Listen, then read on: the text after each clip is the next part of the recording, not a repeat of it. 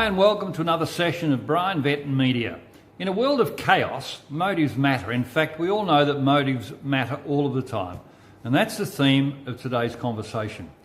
Presuppositions inform decision making, and those decisions always have impacts in our lives.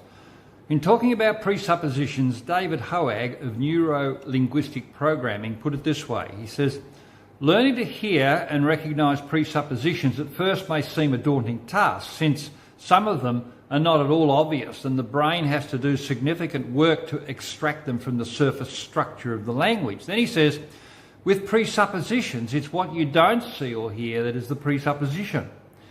To put it another way, it's not what is being said, but what is not being said that is often where the presuppositions lurk in an argument and then the subsequent deceptions begin to occur. When it comes to political narratives, and for that matter even in our own lives, it's about understanding the objective basis for decision making.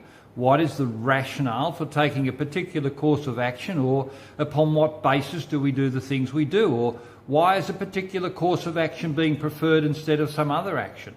Sadly, politicians, including ourselves, are not always truthful or objective in declaring our motives, and discerning and even acknowledging those motives is not always straightforward. The problem is that if we don't challenge the underlying assumptions of an argument or a line of thinking, then we can soon find ourselves up the creek without a paddle very, very quickly. I well remember when I was first awakened to this way of thinking when studying theology in my younger days. We were studying the subject of Christian apologetics, and the lecturer made this comment. It has always stuck with me. He said, if you're wrong on your presuppositions, you can be wrong all the way down the line. Now, there's a lot of truth to that statement. All of us, including those in the halls of power, can find ourselves aligning ourselves with narratives that can be or are poorly informed, biased, irrational, illogical, contrived, or simply not thought through sufficiently in terms of their moral consequences. I want to give you two illustrations of how this has played out in recent political history. Back in 2012, Senator Bob Brown, who founded the Australian Greens Party and served as a senator from 1996 to 2012, gave a speech at the third annual Green Oration in Hobart, Tasmania in March of 2012, just a few weeks before retiring as a senator in April. He opened his remarks saying, fellow Earthians, but what he espoused went largely unnoticed and unchallenged by the wider public. The speech was essentially a statement of a global utopian worldview and was clearly a rallying call to his party to pursue what he referred to as an Earth Parliament. Now, watch this short summary clip from the ABC. Their next campaign, the world. Senator Brown last night called for the formation of a global parliament. One planet, one person, one vote, one value. We must, we can, we will. A political party standing firm. Fiona Blackwood, ABC News. Now, his actual words went like this. He said, so let us resolve that there should be established for the prevalence and happiness of humankind a representative assembly, a global parliament for the people of the earth based on the principle of one person, one vote, one value, and to enable this outcome that it should be a bicameral parliament with its House of Review having equal representation elected from every nation, an earth parliament for all.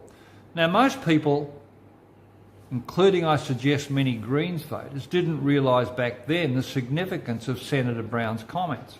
In hindsight, though, it's worth reading his full speech and listen to it on YouTube if you like, and try and understand whether his argument or where his argument has impacted the broader Green agenda since then.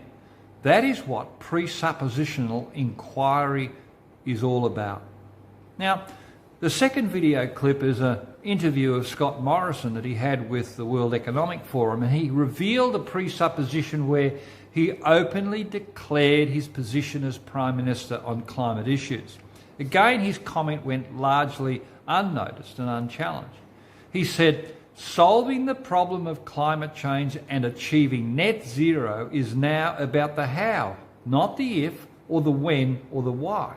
It's about the how. Now have a watch of this video, and I've shortened it down just to cover this point that I'm trying to make. You know that the World Economic Forum also has had the privilege of working with your government on a number of cases and is looking forward to continue engaging Australia. Achieving net zero is now about the how, not the if, not the when or the why. It's about the how. And countries, companies, scientists, researchers, technologists, financiers, entrepreneurs are the ones that need to drive this technological change. If we can achieve that, then we can solve the climate challenge. If we don't do that... Now his argument assumes that climate change is now beyond debate and net zero is now a government priority, and we are all expected to agree with him on this. Now, the future is all about the how, he says. Now, that statement was a massive shift in policy for the LNP, and most people, I suggest, have failed to grasp the full implications of that for our lives in this country. Both these videos illustrate that if assumptions go unchallenged, then consequences do follow. Both the utopian viewpoint, or assuming the why is no longer an issue, have now brought us into very difficult spaces as a nation together. Who would have ever thought that in the space of a 10-year period from Bob Brown's utopian dream back in 2012, aided and abetted by a complicit Conservative government, would have effectively handed Australia's decision-making over to globalist agendas like the Smart City concept and the 17 Sustainability Development Goals. The mind really boggles. But unless we get to a point of acknowledging how we have been and are being manipulated by agenda-driven presuppositions, then we will continue to be misled in our circumstances. Now, the globalist agenda is embedded in virtually every national and local political decision, to the point it's hard to know just how to push back. Now, the epitome of pushing the presuppositions to the nth degree is now being played out in US politics. The attempt to again impeach President Trump is an attempt to totally destroy him and prevent him from ever running again or winning the next US election. Trump is a dire threat to the international globalist agenda, and they have done everything over the years to destroy him since he first became president back in 2016, which incidentally was the same year the Sustainable Development Goals were ratified by the UN and embraced by over 190 countries of the world. Understanding the motives behind decisions is imperative, but often most of us don't realise something is awry until decisions are made and legislation or policy is enacted, and we end up in a position of having to take rearguard action. So what do? Well, there are two courses of action, or two approaches that I think have validity. I describe them as either an opt-out or an opt-in approach. Now, let me explain. Initially, the protest movement epitomised the opt-out approach. Millions marched across our nation with freedom as its core message. Whilst those marches awakened many people, the protests were not able to sufficiently shift thinking and translate then into getting new parliamentary MPs elected. And interestingly, we've also not been able to shift the voting mood in subsequent state elections since the federal election of 2022. So what many have resorted to doing is to establish parallel communities of care and concern to get out of the matrix as they see it. Some are pursuing homeschooling strategies, some have found their way back into religious communities, and some have pursued health and well-being options. Some have forayed into communal models of a sophisticated version of the 70 happy days when we were growing up. But in a sense, all are essentially about finding meaning in a world outside of the global structures that are being imposed upon us. They are a quest to counter the dehumanisation of society, where people are viewed as little more than computer algorithms and biometric data on a spreadsheet. There has been a proliferation of groups servicing human need. Also, alternative media channels have sprung up everywhere. There are also unaffiliated focus groups targeting specific concerns across the nation. This is all good.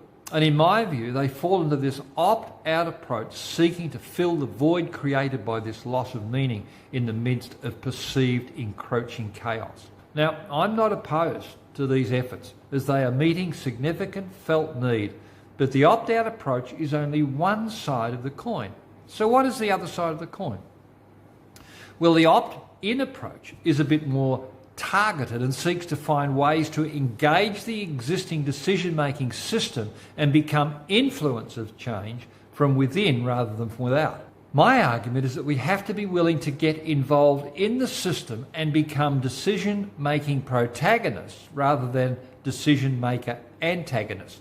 It's easy to be a decision-maker antagonist and rail against or criticise from the sidelines or the grandstands, but it's not as easy to prosecute a contrarian protagonist argument based upon moral convictions that challenge the prevailing narratives. That takes real courage. Becoming a protagonist requires a whole new level of thinking, strategy and engagement. And I would argue that we have to work at becoming part of this decision-making process.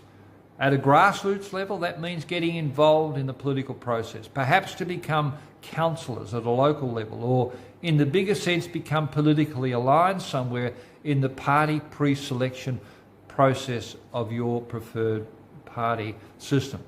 At a local level, in Queensland, we have council elections coming up in March 2024. And there are 77 council areas, and we have a real pathway to get councillors elected who can challenge paradigms and wrest decision-making control back so that they function in the best interest of citizens. Then, in October 2024, we will have state Queensland elections, and we should be thinking now how we can play a part of influencing political outcomes at that level too.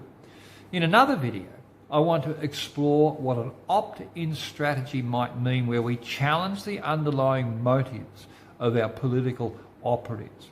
Now, what I've tried to do in this video is explore why our presuppositions are important and the way presuppositions can lead us into erroneous spaces, and then the appropriateness of opt-out or opt-in strategy where those presuppositions can be challenged. Now, thanks for watching, and I look forward to catching up with you again next week or another time. Bye.